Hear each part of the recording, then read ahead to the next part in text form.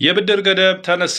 ወሳኝ መረጃ ከኢትዮጵያ ብሔራዊ ባንክ ይፋ ተደርጓል። ይህም ምንድነው? ኢትዮጵያ ብሔራዊ ባንክ ላለፉት ብዙ ዓመታት ሲጠቀምበት የነበረው የብድር እድገት 24% ወለድ ሙሉ ለሙሉ እንደተነሳ በዋነኝነት ያስገነዘበ ሲሆን ይህም ለባንኮች ከፍተኛ እድል ይዞ የሚመጣ ሲሆን ለኢኮኖሚውም እንግዲህ መስፋፋትና መነቃቃት አስተዋጽኦ ያደርገዋል ተብሎ ይጠበቃል። በተለይ ይሄ የብድር እድገት ገደብ አዳዲስ ባንኮችን እስከ 5 ዓመት የአገልግሎት ዘመን የነበራቸውን ባንኮች የብድር አቅርቦት እንዳያደርሱ ያደረገና እድገታቸውን የገደበ ሲሆን አሁን ላይ መነሳቱ ለነሱ ከፍተኛ ጥቅም ይዞ ይመጣል ተብሎ ይጠበቃል።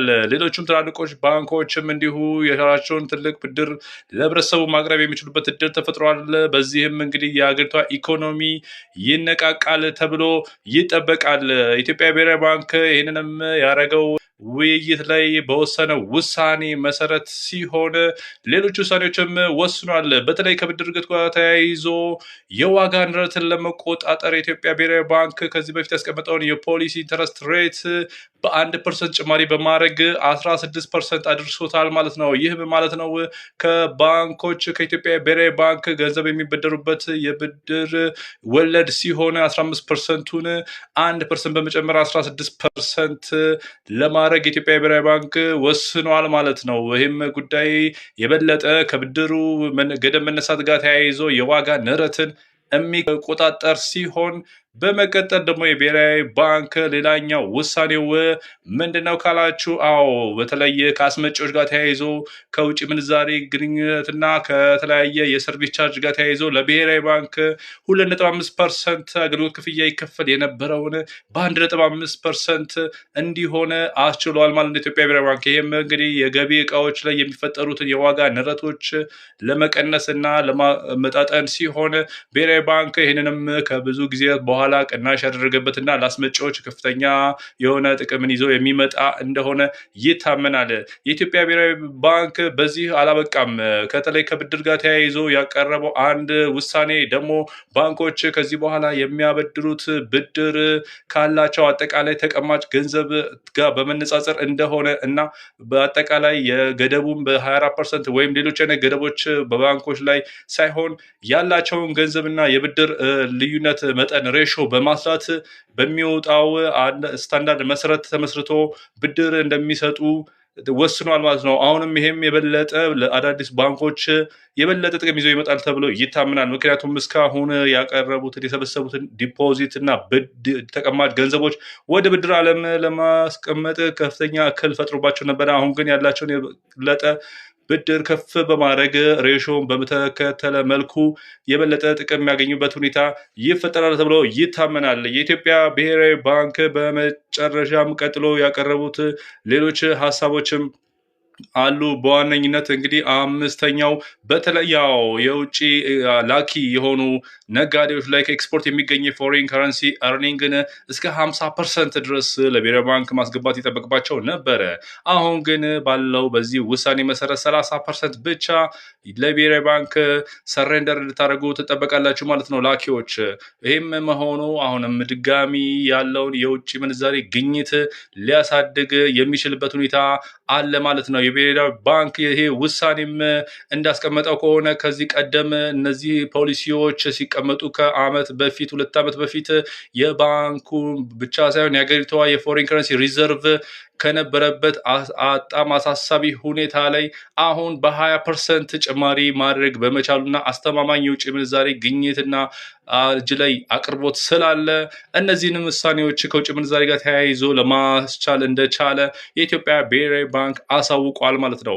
እናም በአጠቃላይ 5 ነጥቦች ላይ የኢትዮጵያ ብሔራዊ ባንክ ውሳኔ ያደረገ ሲሆን በዋነኝነት ቀደም ብለን እንዳነሳ ነው የብድር ገደቡ መነሳት አሁንም የበለጠ ለኢኮኖሚ በጣም መነሳሳትና እድገት የሚያመጣ እንደሆነ ይታመናል። ምክንያቱም ባንኮች 24% ከባለፈው ዓመት እድገታቸው 24% ብቻ እንዲያድጉ ማስቻሉ በጣም እክል ፈጥሮባቸው ነበረ።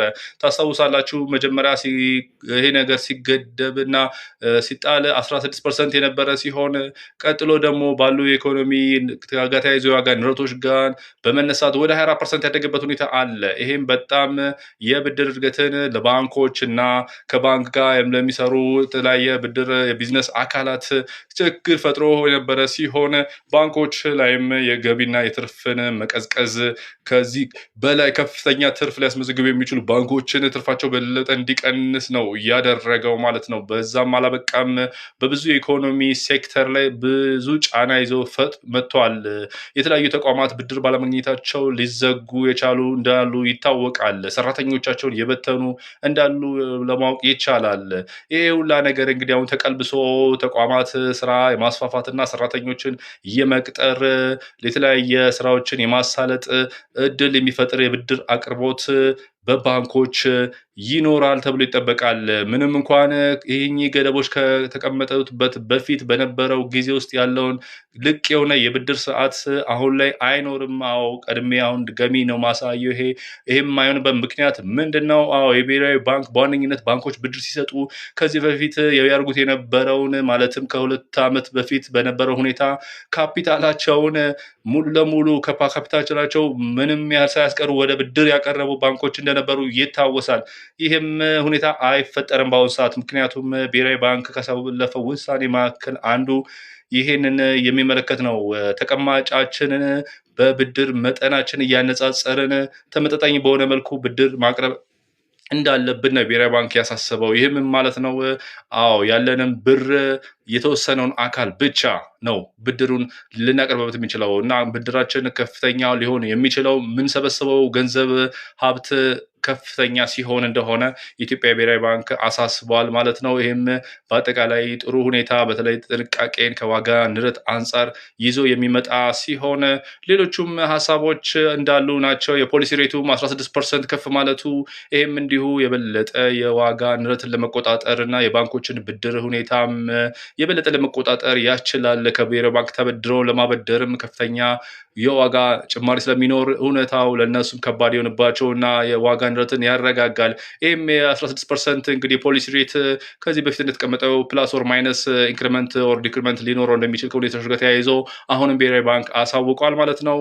በአጠቃላይ እንግዲህ ለሀገራችን ኢኮኖሚ የተሻለ ውሳኔ ነው ተብሎ ይገመታል። በዛም በዚህም ስንመለከተው አዎ የዛሬው መረጃ ይሄ ነው። የኢትዮጵያ ብሔራዊ ባንክ ኮሚቴ ያሳለፈው ውሳኔ በዋነኝነት የብድር ግድብ መነሳቱ ነው። የውጭ ምንዛሬም ፎሬን ኤክስቼንጅ ሬት ከ2.5 ወደ 1.5 ዝቅ ማለቱ ነው። የባንኮች የሪዘርቭ ሪኳየርመንት ላይ ማስተካከያ መደረጉ፣ አስላኪዎች ይጠበቅባቸው የነበረው 50% የውጭ ምንዛሬ ማስረከብ ወደ 30% ዝቅ ማለቱ፣ እነዚህና ሌሎችም ውሳኔዎች ተላልፈዋል ማለት ነው። የዛሬው መረጃ ይሄ ነው። ላይክ ፎሎ ሼር ማድረግ እንዳይረሳ።